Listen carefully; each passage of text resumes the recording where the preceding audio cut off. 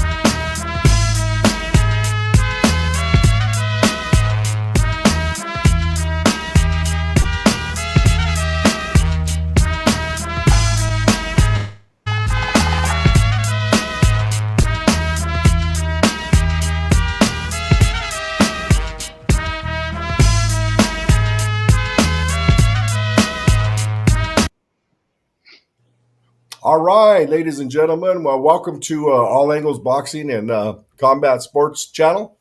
Again, like I said, we got Ray and Arlene Corona joining us live. We're going to go through. First of all, I want to talk to Omar. Omar, how was your weekend, sir? Wasn't bad. Wasn't bad. Just watched the fights this weekend. Didn't do much. Stayed at home.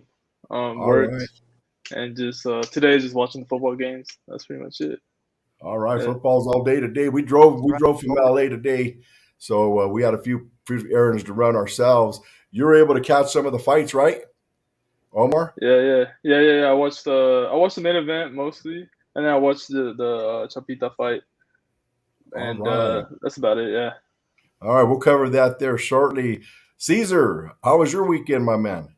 What's up, guys? It was good, man. I did a lot of relaxing. Didn't watch any fights. I'll be honest with you. I really don't watch fights. If I actually looked for fights because I was interested in the fight that you were a part of, Dave, and there was another kid that fights out of Southgate that I was curious about watching, and but I didn't see any. Just had a little barbecue at my mom's and relaxed and did some baseball coaching for my nephew's team, and pretty much stayed away from boxing this weekend. But except for now, which I'm back, which is very rare because I love boxing. I'm always involved one way or another doing something. But this is my fix right now. This show, so I'm All glad to be right. back. All right. So, first of all, Omar, we're going to let you ask Ray and Arlene any questions that you may have, and then we'll go to Caesar, and then we'll come back to me, and I'll lay it all down too. Yeah. I guess my first question would be, what was your start in refereeing? Like when did you start, and how you got into it? Yeah, I started in 1998. Um, we went to training for a whole year. We had to go to training for a whole year. You couldn't miss a Saturday or nothing. So we trained. There was like 40 of us in the class, and I ain't gonna lie, guys. I just like, you know what, I'm going to try it, but I don't think I'm going to get it because, mind you, a lot of the referees are police officers, fire chiefs, district attorneys, and you know me, you know what I mean? So, You probably had more experience refereeing fights than they did, though. not necessarily, but you know what I mean? Like they teased me, man. I was probably in the courtroom or got arrested by them or something, prior to that. So I tried it because my wife, thank God my wife, Arlene, she encouraged me to go and try it, so, but I went, thank God, for a whole year. And then at the end of that year, there was only, I think it was 6 referee spots open. So we had a test in the ring. They did dropping the mouthpiece, double knockdowns, and I did it. And then we just left, and they said, "Hey, we'll let you know if you guys made it."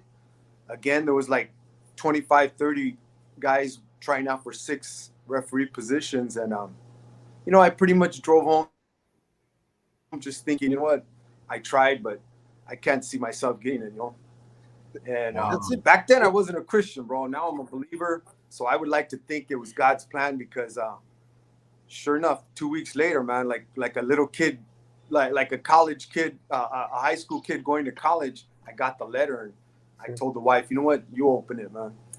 And it said right there, congratulations, So thank God. That's interesting. I didn't know. I've been involved in boxing for a long time, and I didn't know that there was actually classes and lessons that you can take for that. I thought it was something that you kind of learned and the amateurs and stuff like that. Are those classes still around? They haven't had a class yet, but mind you, I did 5 years in the amateurs prior, and it's just funny how God always has a plan, bro. I did 5 years, but Melody, may she rest in peace. I got no beef with her. She wouldn't let me referee. Mind you, a lot of it was my fault. I was still into the neighborhood, and she knew that, and maybe she just didn't want me representing the amateur boxing, But now, this is 1998. Now, what they want you to do, you got to at least put 5 years into the amateurs. And within those 5 years, you got to put your name in the hat with the State Athletic Commission, Andy Foster, and you got to come to the fights on your dollar. You got to critique the referee and on paper say what they did wrong or did better or could have done better. You got to judge on your own, and it's still in so California. You got to go through that for 5 years. You said? No, I'm saying back then I was in amateurs for 5 years, and Melody wouldn't let me referee.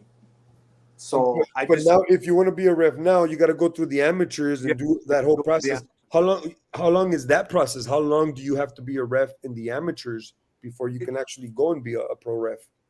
I can't quote Andy Foster, but he would like us, like all the amateurs, at least have 5 years in the amateurs to become a pro referee. And even, mind you, it's not a right. You could get a license as a referee, but it's a privilege. It's not a right. Just because you get a license doesn't mean you're going to work. Wow. That's a pretty extensive program, which, yeah. I'll tell you what, from my experience with the commission, that's a very well put together system that you guys follow that are there. I mean, you guys are all underneath a lot of eyeballs, not to mention just the public, but also, you got your peers that are with you. You got your, whoever's, the commission, but you guys hustle, man. I mean, there's a. You know what, bro? To toot California's horn, Mm-hmm. we have training. We're held accountable. You can be the man today, and if you drop the ball, like Andy Foster says, you'll work, but you're gonna be sat down for a while. Oh, wow. So we have extensive training. I don't know if you know. Well, I'm sure you know Jack Reeves. He did the main event last night. Yep. Mm-hmm. We have a class arbiter sport, and man, you have officials from all over the world coming to his classes, and we have to go to those classes. I know Jack, and I'm gonna watch my words because of course Yeah, get me in trouble, bro. Yeah, absolutely. But there was a couple of questionable moves last night that I'm certain that he didn't do anything purposely. But sometimes they give this certain image to people that don't know the game or don't know these people, and on TV it looks like it's something completely different. And knowing Jack, we know that that's not the case. But somebody on the outside sees that. I mean, and it's very questionable. I mean, how do you feel? What did you saw what you saw last night? This is just my opinion. I'm not going to talk for Jack because I haven't spoken to him since last night. But well, first of all, what are you talking about? Well, what is it that you guys are thinking, questioning about? I'm gonna go and say there was a moment that I saw little highlights of it. I didn't see the entire fight, so I'm gonna put that out there. So I didn't. I'm not gonna get the whole thing, but between rounds, I think it was between the 9th and the 10th. It looked like they were coming off a nice round, right? I mean, I don't think I missed the action, and then it looked like he was telling them that he needs to throw punches. But this kid looked like he was throwing punches to me, at least from what I saw. I didn't see the whole fight. I was ringside the whole fight, and shame on you for not watching the whole fight. Yes, I agree. Especially because, like that. because what you're doing right now, brother, you're playing Monday morning quarterback, which we're all guilty of. Right. You know what I mean? We're all guilty of that. I even do it. You know what I mean? But with all due respect, if you're gonna question Jack, watch the whole fight, brother. Watch the whole fight for the simple fact it built up to that moment where he was telling him throw punches. What Jack was doing was evaluating him whether to stop the fight, because mind you, in the whole 12 rounds, the doctor came up twice. The doctor came up twice. Jack didn't call him. The doctor came up on his own. That's why I disclosed. That's why I disclosed that I didn't watch it, because somebody like you that was actually there could tell me the whole story, not just the little bit that I saw, right? And would probably presume. Now, what a great answer that was. And what it is you want to educate that guy that spent his hard-working money and he's way up there in the nosebleed section. You want to let him know what you're doing in the ring. You know, he spent his hard work money to come, so we owe it to them as much as we owe it to the guy sitting ringside. And when the doctors comes up, you got to understand they're looking to stop that fight. But mind you, it's a title fight. You don't want to steal from this Fundura's opponent. You don't want to take his chance away. He was constantly throwing punches. Every time Jack was thinking about, and this is me saying it, I haven't talked to Jack. Every time I seen that, it looked like Jack wanted to stop the fight. Fundura's opponent kept throwing punches, and he'd land a few punches. But when Jack did, I remember seeing Jack said, hey, throw punches. What it is, he's trying to tell him, hey, you're getting touched up a little bit. If you don't start throwing punches, I'm going to stop the fight. And he threw punches. Yep. Nice. Hey, so I saw here, I was looking up BoxRec. Sorry, Dave, but I was really quick. I saw that you mentioned you turned pro as a ref 1998. I look back on BoxRec. You know, BoxRec has everything. I mean, it seems like you predate BoxRec then, because I see you go down to 2000 only here on a Juan Diaz fight that you did back then, right? Yeah. Julio Diaz, excuse me. Julio Diaz. Yeah, that was 2000. My first ESPN fight, Yeah, wow, I was ringside at that fight there. Against Keith Thurman. Oh, okay. Wow, I didn't know it was him though. So all those fights, you got one that stands out more than any of the other ones out there? There's a lot of fights, bro. I mean, to be honest, bro, you guys know the club fights are probably the most exciting fights, because those guys are hungry. Those youngsters, they don't care about money. They just want to get to the top, and whoever's standing in front of them, they're going to give them hell, bro. You know what I mean? And when you get to the top level, and sometimes those guys are real cautious, and sometimes, like last night, all three of the TV fights were awesome. They were very exciting. That always happens when I don't watch the fights, man. Damn. There you go. For real. If I watch them and they're like slow fights or whatever, but I mean, the biggest fight that I think stands out to me, and it wasn't even a real fight, was when I did the Mike Tyson fight. It didn't faze me at first that I got the Mike Tyson fight, but remember in the old days when Mike Tyson would before he'd get in the ring, he'd walk back and forth and look across the ring, and he just wouldn't break his face, bro. He just walked back and forth staring at his opponent. When I got in the ring, it didn't faze me. And then when Mike got in the ring and he started doing that and looking at Roy Jones, I thought to myself, wow, that's the legendary Mike Tyson, you know? Yeah, that's crazy. That was a fun thing, you know? So, wow. I mean, do you get recognized a lot in the street? A few times, bro. A few times I have, you know. And like I just do they ever hit you with the what happened here question, bro? What happened here? What happened in this fight? Do you ever get that? Yeah, a few times I have. I just like sometimes they ask me stuff about other officials, and I'm not gonna criticize somebody else.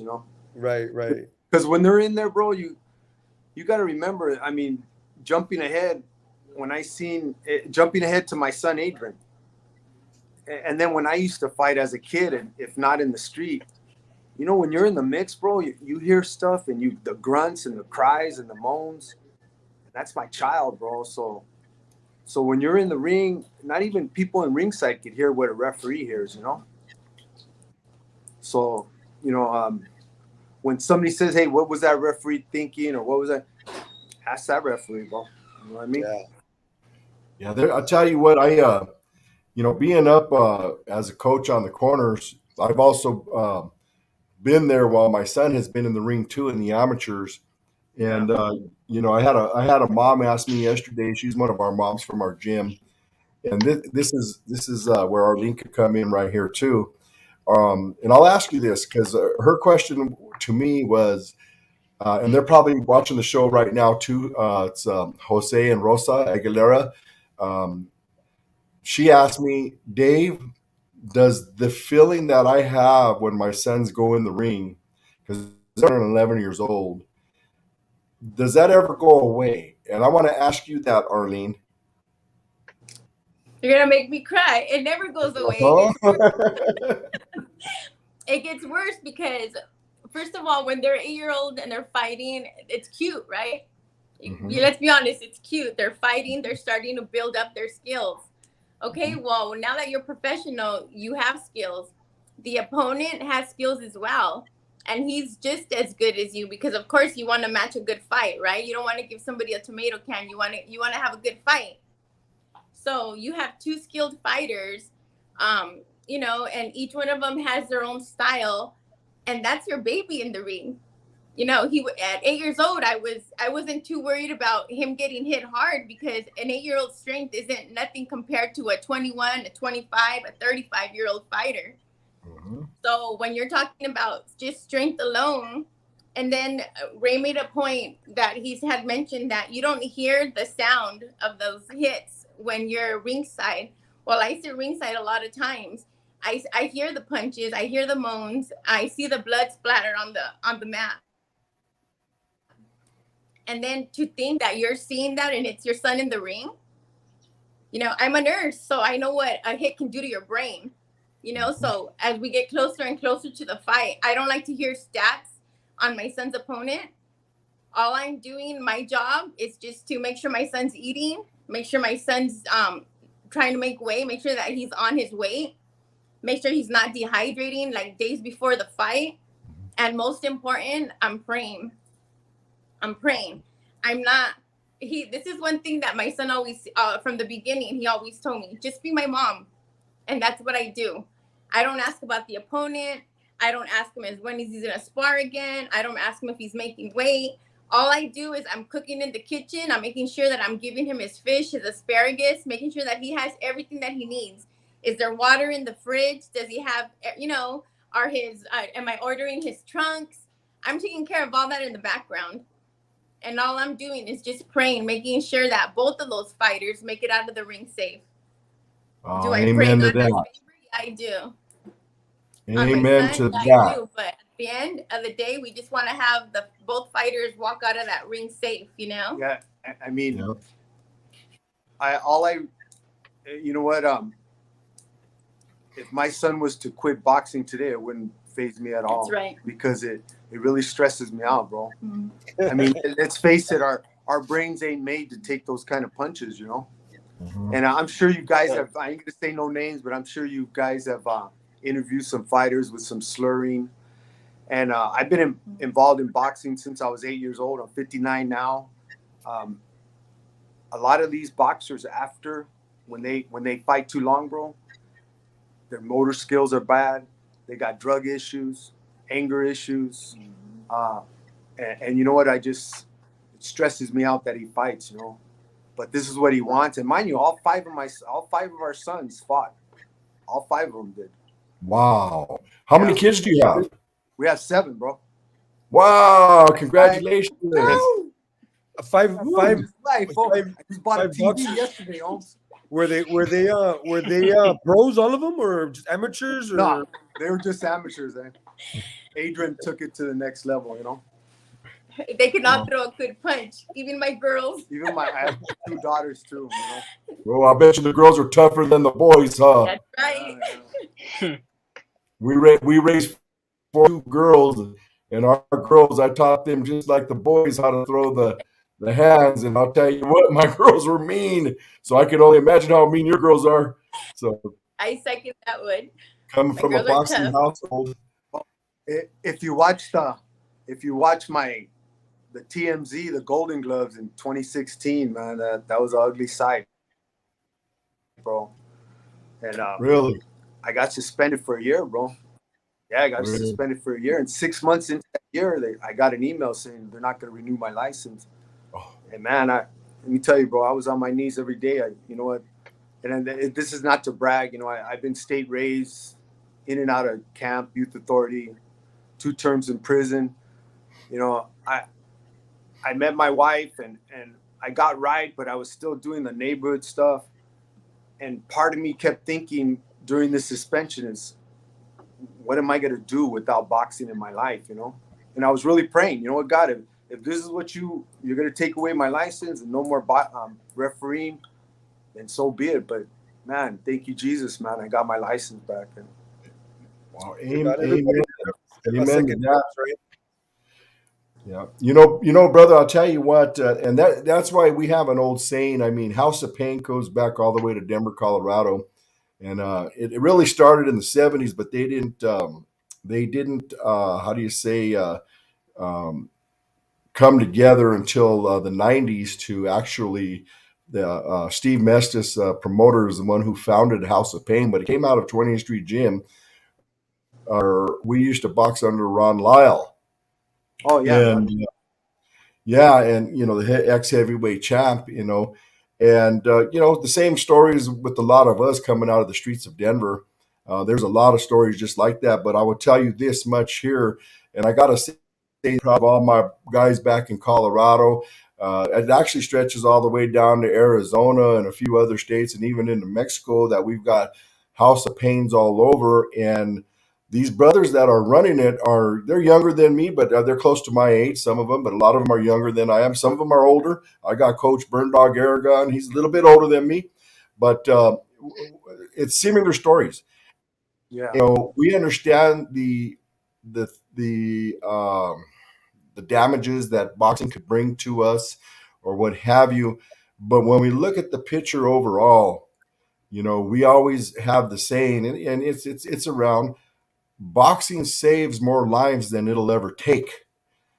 And it goes all the way around, from whether you're a boxer or whether you're a coach or whether you're a mentor, or whether you're a manager, whether you're a promoter, all the way around. We all have found a way in our lives, and God has guided us in our journeys to have this, because it is a dangerous sport. But what is more dangerous than us running around in the streets doing drugs and having to kill right. people, and end up in prison, so it's a blessing to hear you say that.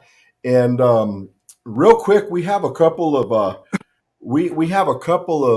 people we got to do a shout out to, if you don't mind. I'm going to say that, but then there's a couple of questions in there for you, Ray, from our fans.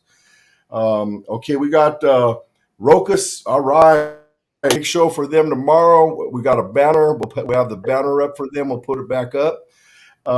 We got Greg Chapin. That's actually one of my mentors here in Temecula, California. Thanks for joining us, Greg. We got Jose Morel. Great lineup of incredible folks. Greg says, and Jose Morel says, "Hi, Ray and crew. Great work last night." Jerry Thank you. Salinas. The ref said he wasn't throwing hard, but he was throwing at Fundora. He was just missing. So, yeah, we went over that there, Jose. Manuel Livas, who is local here. OG Popeye Ray. So he's shouting you out. We got Angel Lopez. Thanks for joining us twice from Denver, Colorado. House of what? House of Pain, baby. We've got Steve Mestis, Denver. He's on there. Love you, boss. We're all happy for you. Um, so there's a lot of guys up here that are shouting you out, but one of them was, I think we're all curious about this. Ray, how did you get your name, Popeye? Uh, you know what? It's a Vario name. It's a Vario name. Mhm. When I was young, just boxing. I always had weight issues, bro. So uh, I was always in the gym, me and my brothers, and I to toot my own horn, I wasn't that good of a fighter, but I was tough. I mean, back in the day, I thought I was the best fighter, but now looking back, I just was tough. If you stood still for me in the ring or even in the street, I could do good. I could throw combination. I just couldn't get my feet to work with my hands, you know. And Ben Lira used to train me. So, you know, Ben Lira is the guru of boxing, in my opinion. He's a teacher, you know.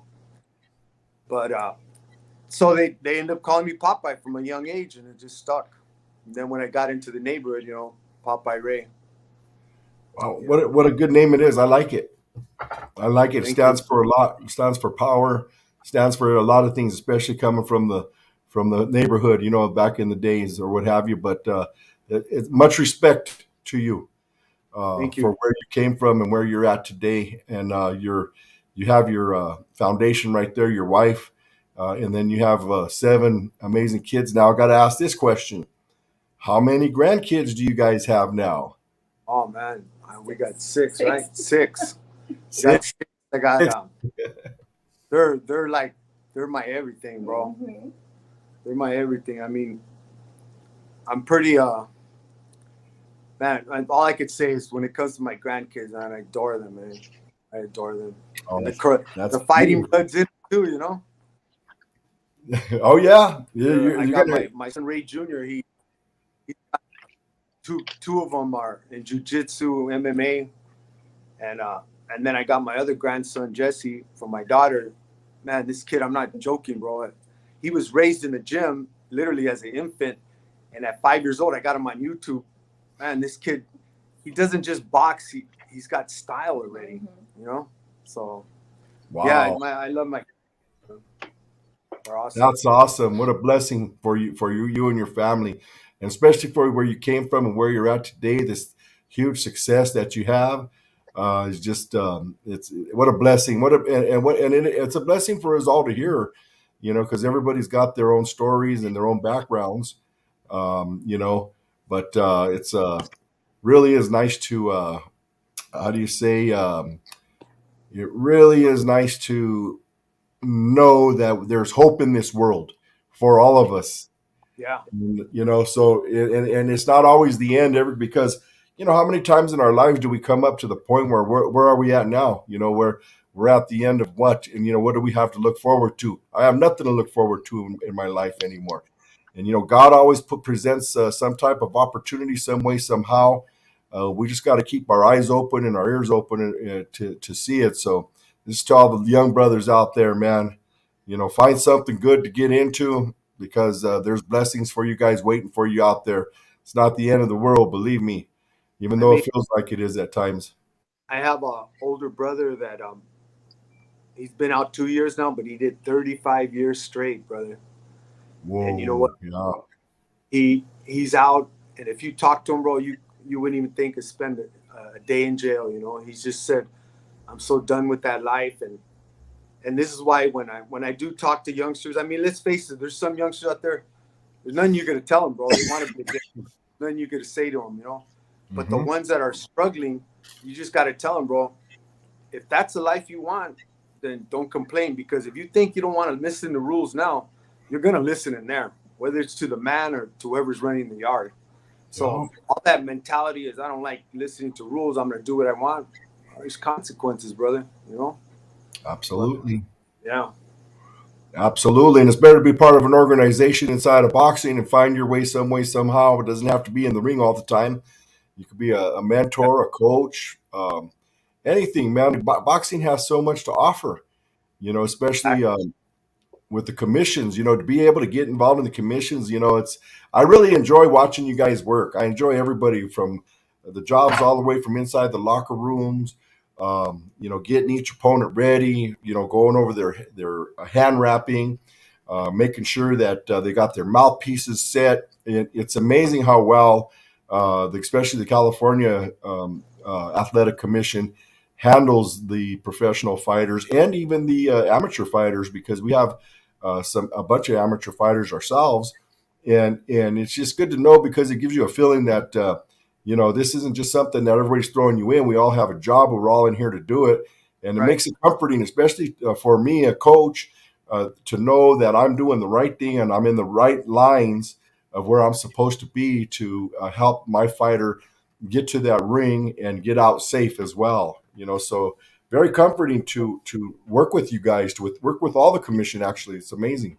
And I gotta hand it to you, because one thing that you guys definitely do, and I'm speaking for, I would say, I don't think I've met anybody with any of the referees or anybody in the commission that doesn't act professional at all times. I gotta hand it to you guys, man.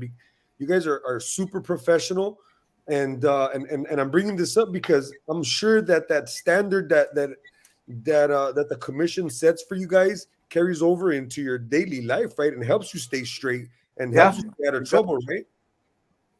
It does, man.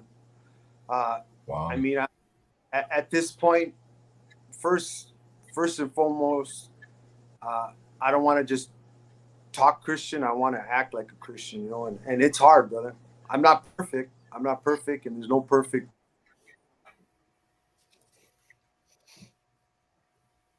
Uh-oh.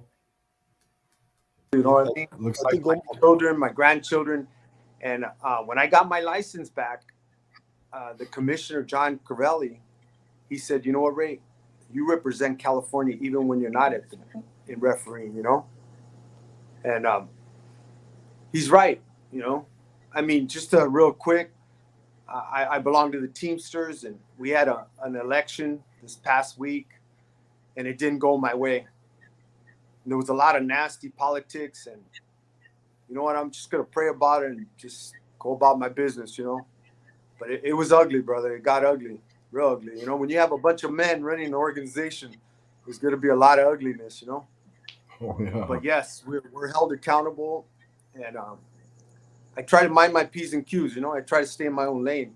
This is why when I talked about my podcast, that God willing, if it happens, I'm gonna stay away from all the street politics. I'm not gonna get into that. You know what I mean? Yeah. I don't want to ruffle no feathers, bro.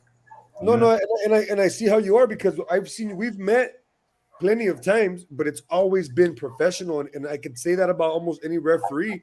You say hi to them, you're cordial, but it stays there, and I respect that as somebody who's involved in the game, not as a competitor, right? Not me fighting, but actually, you refed one of my fights when I used to fight.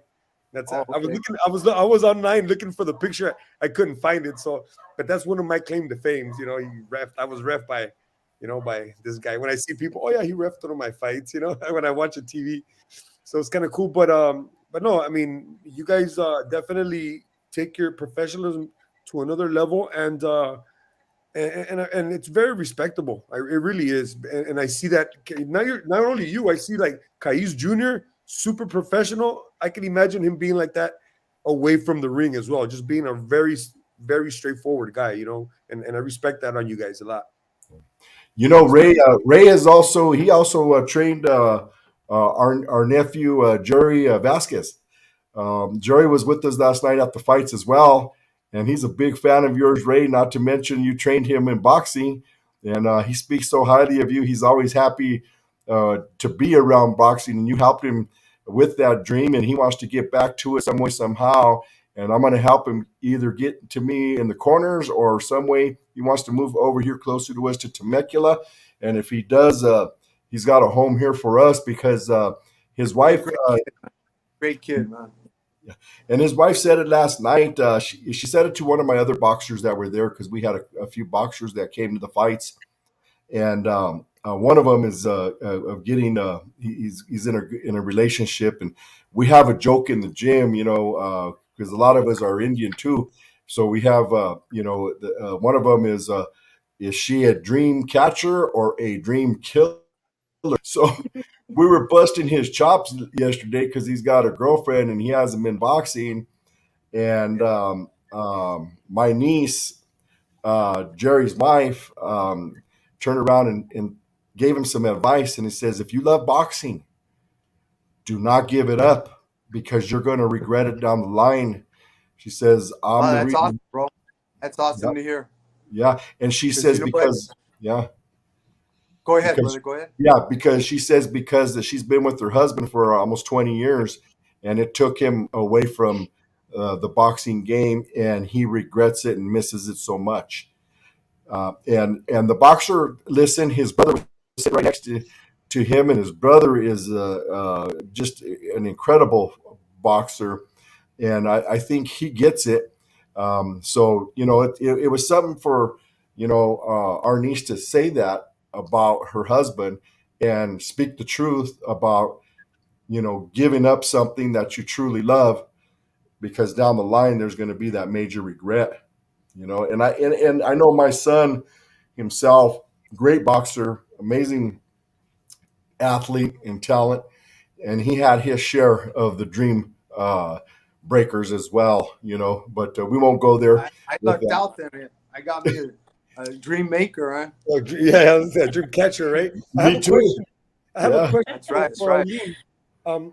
I did you get into boxing because when you met Ray, or were you already in boxing? Absolutely. Okay. Absolutely. I didn't know what a punch was, what a jab was until I met Ray. And Okay. now being with him, I learned so much more when I'm watching a fight. I can score a fight now and I'm scoring it and I'll be asking Ray like who won that round. And in my mind I'm like, oh, I agree with you. Like I'm thinking, Yeah, when you we guys go to the conventions or we're talking or he's talking boxing with another referee, like how he was mentioning about Jack, what he was doing about with that fighter. And right. he was testing him out, because they had already called the doctor twice. Like in my mind, I already know what he's talking about because I hear them talking all the time when they're training. They always go to training seminars. So I'm always there listening. So I learn as well. So I mean, I would consider you an expert by now. I mean, after all these years, of course. I don't right? want to say expert, but But that's what it is. I have some pretty good knowledge. You gotta be cool, bro. I'm always wrong as it is, eh? The reason I asked is because my wife is the same way. She didn't, not even her family. They're never really a boxing family. We met, and then now I consult with her, and as you guys know, I manage fighters and I do some promotions. So whenever I look at a kid, I mean, I turn around and say, "What do you think?" Like, you know what I mean? Like, I consult her. Co-signer's always good, huh? I mean, hey, they give you a different perspective. And one thing about you, and my wife, and I'm sure you, Arlene, is that you're gonna hear it straight out, the truth. Oh yeah. Whether you like it or not. So, and that I can respect, and I'm sure Ray does as well. That's right. And you know what? It's worse when you're with the fans in the audience and your husband's in the ring. You know what I mean? Like, and they don't know that you're his wife, right? Well, you know what? They don't know that, but you'll hear like a lot of people. Let's be honest, like the audience just wants to see blood, right? Yeah. And versus the referee, they're there for the safety of the fighters. So you have two different thought processes going on. So when you hear somebody down talking the ref, mind you, my husband, because my husband's protecting the fighters, you want to see a good fight. That's what you went for, right? You pay money for a ticket. You want to see some blood. But my husband doesn't want to see that as a ref. He wants to see both of those guys go home. He wants to see a fair fight, He wants to make sure nobody gets hurt. That's his job. So you're hearing all this in the background, and I just gotta like bite my teeth and be like, just watch the fight, Arlie. Just watch the fight. Yeah. And it's funny. It's funny you say that because whenever Ray has refed any of my guys' fights, you get a feel for the different styles of reffing, right? And on the inside, I always tell these guys, just keep fighting. He's gonna let you fight. So I respect the fact that and that's his thing. That's one thing he always tells. Yeah, like he's known for that. He's known to he gives him a chance. Exactly. He gives them a chance. Like he'll tell them, like, you got to show me something, brother. If you don't show me nothing, then you know what? You leave me no choice but to stop it. But if they show him something, he'll let them go a little longer. But if they're not showing anything, then of course, safety always comes first. It's a very fine line, isn't it, Ray? Well, and with that said too, is I'm really like I said, when I did fight, I wasn't good from the outside. I was only good from the inside. So I just try to say, you know what? If you guys can fight out of it, fight out of it. Your hands are free. Work out of there. Because some fighters, they want to be inside, and if you break them right away, you're stealing from that guy trying to work inside. Let me ask you: do certain attitudes, like when you perceive, or when people start talking about certain fighters, like they'll say, let's say, for instance, in Arturo Gatti, that guy had a huge heart. Yeah, He'll fight through anything, and he's fighting, right? So yeah. basically, you got to protect him from himself. But at what point? I mean, does that go into your thinking? I mean, I gotta let this guy fight because he's known to have heart. He's known to fight, as opposed to somebody who doesn't really do that. Are you gonna give them the same chance, or? Well, with that said, I mean, Andy Foster, when he gives you an assignment, he sends you the stats, the statistics of each fighter, what their percentage is, what their last fight was like, if they were knocked out, if they've ever been knocked out, who they fought, were they A fighters, B fighters. So you take that all into consideration. But something like a known fighter like that, like my fight last night, Dames, I knew he was, or was it Montel? I'm mixing up names, but Carlos Adame and Montiel. You're right. So I knew the Mexican kid was a slow starter, but he did have a lot of knockouts. And I knew the Dominican Republic kid was just a hard puncher, bro. But this Mexican kid, man, he was just getting hit hard, bro. And when he was getting hit, like I said, he was like, oh, and I could hear that, man. And I was saying, you know what? It's a world title fight. Let me take him out. And that's why if you see prior to the stoppage, I told him, come on, show me something. And he was just getting hit way too hard. But he's such in great shape. Your legs are telling you, stay up, stay up. And as far as I know, I all the bosses, my evaluation was perfect. Jack Reese said it was good. The TV said it was a good stoppage. And sometimes you just got to, like you said, Gotti, you got to help a guy out because he's not going down. Yeah. He's not going to go down. The ones that do throw in the towel, and I'm not, maybe they had a reason why to throw in the towel. They're known for that now. Yeah. You know what I mean? Yeah. You know who those couple pro fighters that gave in, threw in the towel on their own. Yeah. They're known for that. But majority of fighters, they go in there and they're willing to give their life to win. Yeah. And this is why I say the club fights are awesome, bro. Mm-hmm. Because they just want to go in there and win, bro. You know what I mean? Watching from the stands last night, of course, I got to hang out after our fight. Watching for the stands, when I saw the Adame Montiel fight, wow. Let me tell you something. The way Adame turned up that level on the second round and third round, no, there is just no way Montiel is going to weather that storm, and he was going to go out regardless from what we've seen. And you saved him. He's a slow starter as it is, right? So he was only going to get stronger. It doesn't matter because at that point there, it was obvious that the onslaught. And that's what my answer. If you would have told me that, hey Ray, give him a chance. He's a slow starter. I'm not there to worry about his style. I'm there to keep him safe. I know you're not confronting me like that. Right. No, but it's good to know because we like to, as a fan. I'm talking to you as a fan most of the time here.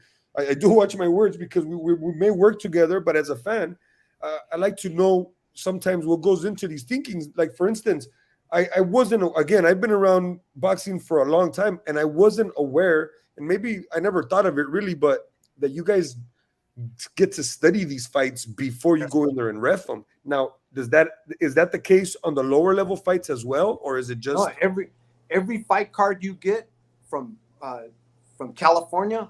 Andy Foster's a safety freak, bro. He's like, he's trying to put into law right now. My son fights at 135, and you weigh in at that day, the day before the fight. The next day, you have to weigh in again. And if you come in don't quote me on that. If you come in 10 to 12 pounds heavier than 135, Andy Foster wants to make it a law where he can make you fight the next fight at a higher weight. Wow. Because of the dehydration. I mean, my wife can explain to you, dehydration is bad, bro. Absolutely. Have you ever seen these guys get on the scale and their eyes are way back here? Oh, yeah. Yeah. And our doctors give us training every 6 months. You know, your brain sits in jelly, bro. And when you dehydrate, all that jelly goes away. Not all of it, but majority of it. And that's what makes your eyes sink in. So it takes up to 32 to 48 hours for all that jelly to come back. And they're fighting the very next day. Yeah. And you know how you get knocked out? I'm sure you guys have heard it. Your brain sits in that jelly. And when there's no jelly and you get hit and your brain touches the walls of your skull, that's a knockout. Yep. And sometimes your brain won't go back down. It expands. That's when it gets dangerous. So Andy Foster's quick to say, did you read your stats, Ray? Did you read your stats, Jack? You know, Jack's our trainer, and he still questions Jack. You know what I mean? He's the type. He's the type. If there's no controversy of the night, it's a good night. Yeah. But he don't even want commentary questioning us. Well, why'd you do that? Why? He don't want that. Yeah. But he knows it's going to happen because in the defense of the judges, it's a 10 must round, right? A winner gets 10, a loser gets 9 in a round. Mm-hmm. But yet some of the commentary will say, oh, that's a 10-10 round. and you know what I mean? And that could throw off the whole 10 rounds, 12 rounds. I don't agree on 10-10 rounds myself. I don't agree on There's a winner and there's a loser. That's right. And if we keep having commentary saying 10-10, 10, oh, that's a 10-10, that's an even round. Imagine how the score will look. Yeah. And say, what was that judge looking at? You know, I'm not even too happy about having even number rounds. I think there should be odd number rounds. That's what I mean. It sounds logical, but I don't know. You know, real quick, guys. I got to give a shout out to our peeps that are on board with this again. Steve Mestis from Denver, Colorado. That's our promoter. What's up, Steve? The boss man. We got Damian Stone. Thank you for joining us. We got Troy Rodriguez, which is my primo, my cousin from Colorado. We got Brittany, who's not here with us today. Brittany has a migraine. Usually she's on board with us, and she's a ring announcer as well. Back in Colorado, we got Velda Stewart. We got Quatley Longoria Trujillo, which is my son. Family is everything. We got Cindy Amador. Amador right here. Hello, everyone. Shout out to my first and favorite referee, Popeye Ray from Cindy Amador. We got Rita de Casia Torreblanca Amura. She's a good friend of ours. She's on board. We got Susan McGee Subish, and I'm sure Mike.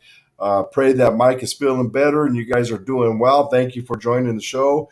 And if there's anybody else that I haven't shouted out earlier, I seen a few people there that maybe they're still not there or they kind of had to go somewhere. But thank you for joining us here with Popeye Ray and his beautiful wife Arlene, talking boxing and about inside the ring.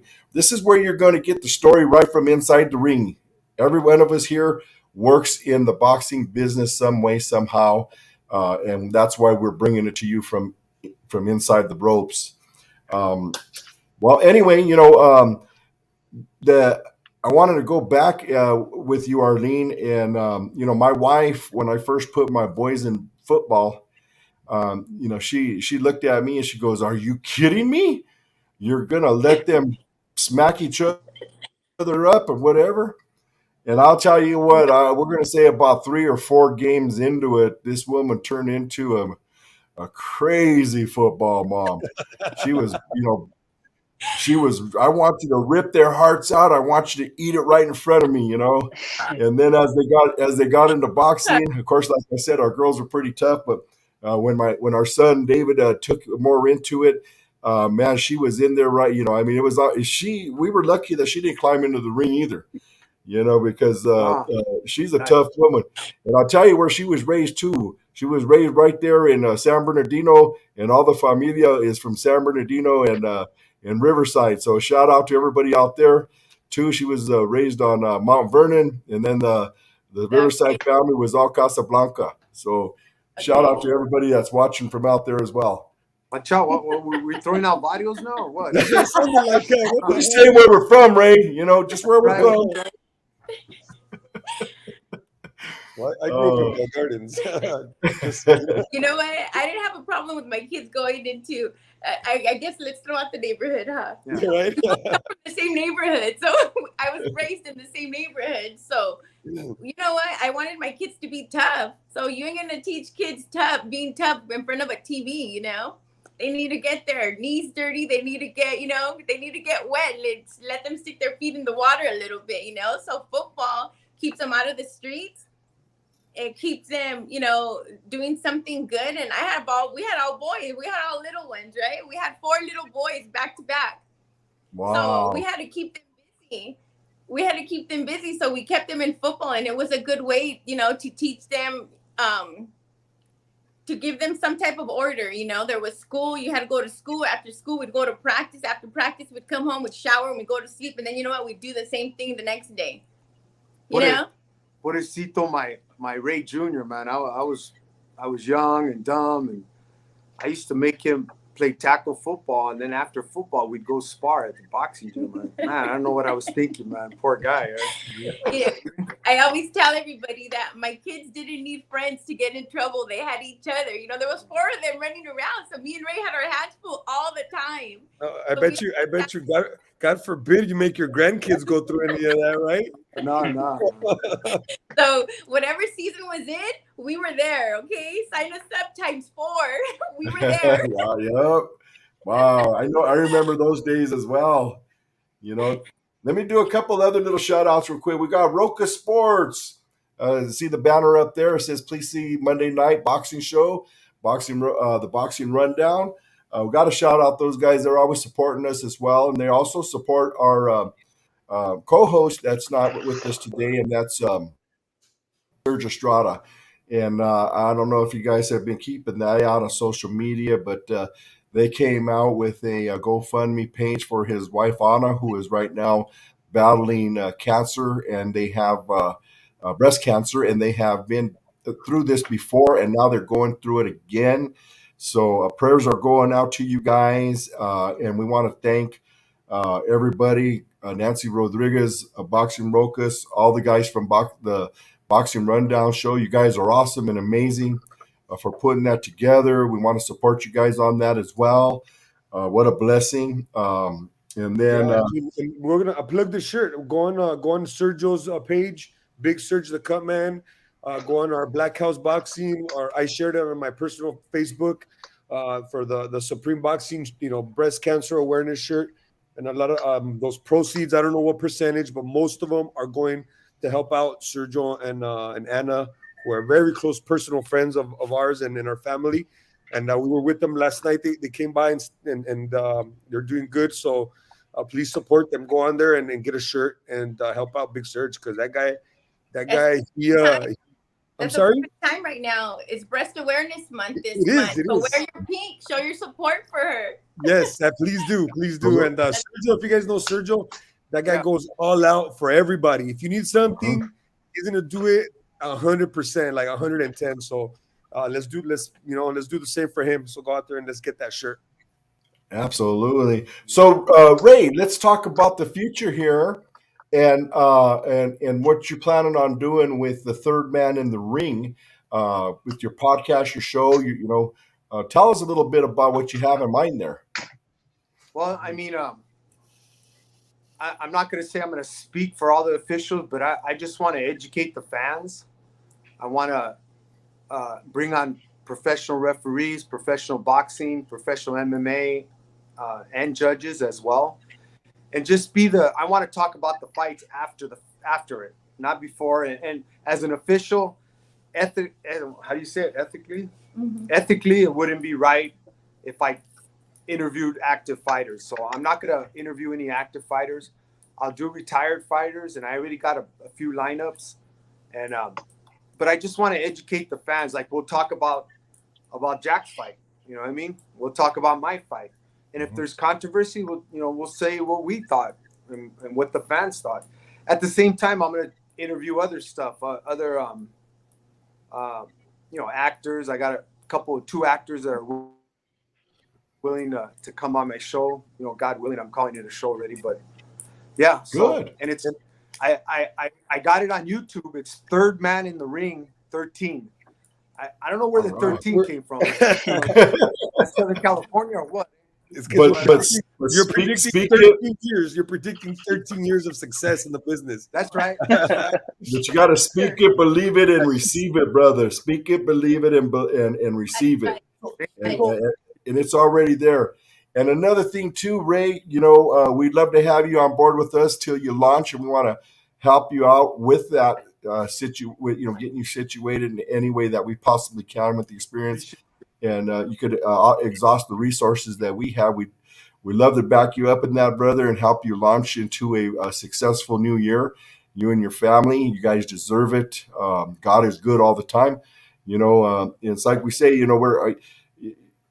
like I said, there's so many different aspects of this boxing world that it could take us in many different journeys of our lives, and that's what we're all doing here. And it takes people that are not lazy. Lazy people don't get nothing done but talk about it. Busy people don't have time to talk about it because they're too busy getting it done. So again, too, Ray, we also want to invite you on board, and we'll let you know when we don't have another fighter on our show. We would love to bring you on and talk about, because we know we're learning the rules, and there's a lot of rules for us to know. And we couldn't think of a better teacher than you to help us with that. And so we'd like to invite you on. Every time, like I said, we don't have a boxer on, and if we got a coach or if we got somebody else in the boxing world, we would love to have your point of view on all aspects. It just brings more to our show as well, and it's a blessing to our listeners and our viewers as well. Thank you, brother. Thank you for having me on. You're welcome. So this won't be our last time. So we won't say goodbye. We're just going to say till next week. And yeah, but I got to give a shout out to Chapita. She fought Gabriela Fundora yesterday. Went to a 10-round decision. Now, I haven't got to see the fight other than on the corner of the ring, and there was a cameraman right in my way.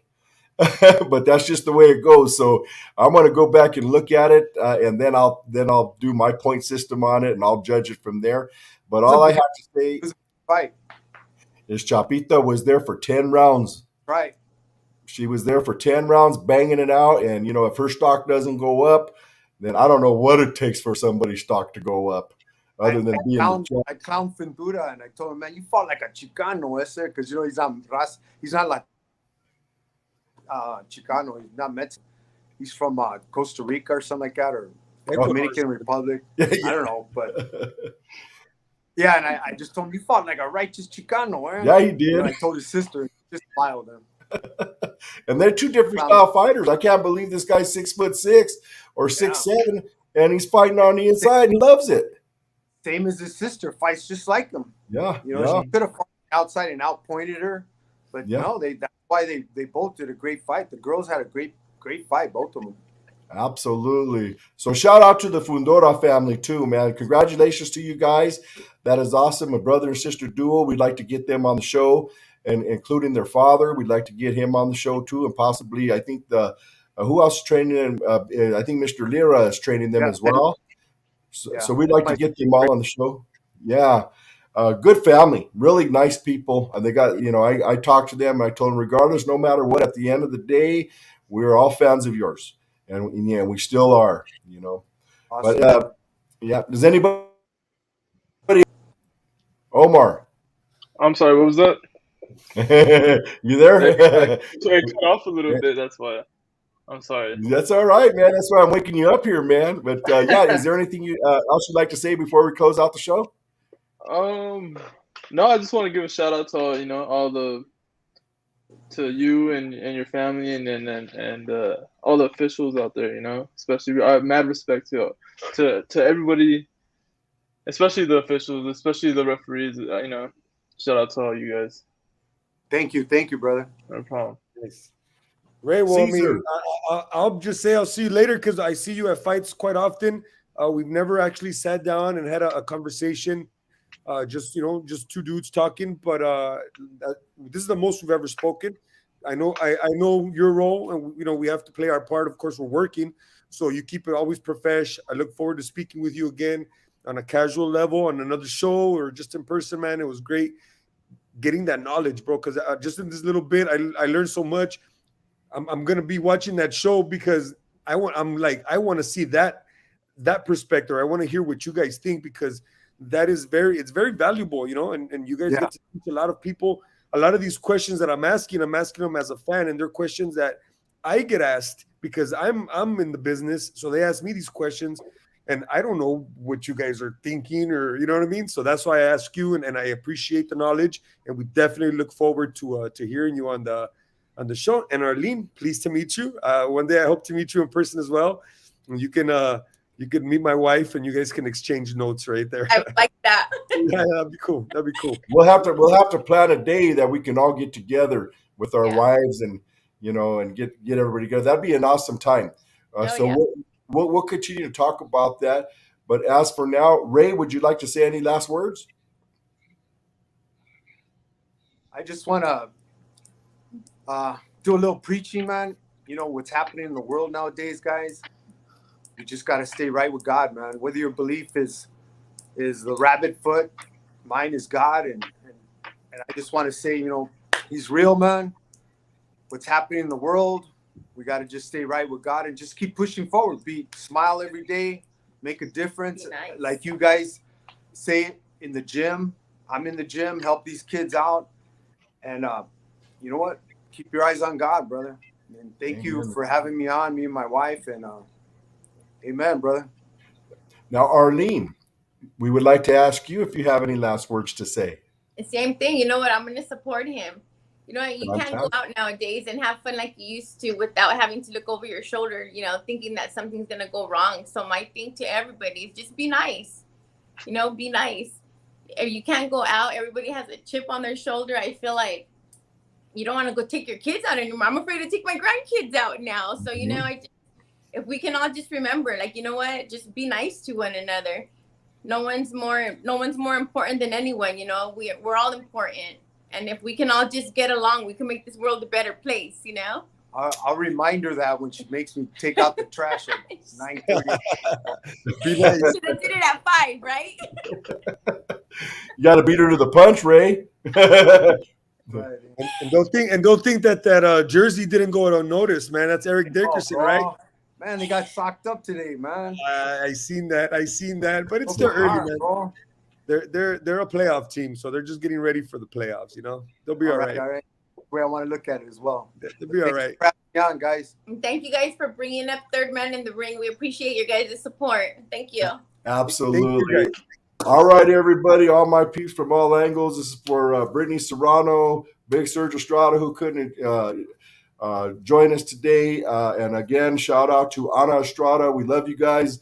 We're praying for you guys, and we're here as much as we can be for you guys. Everybody be blessed. Ray, I'll be talking here real soon. Be blessed, everybody. Guys.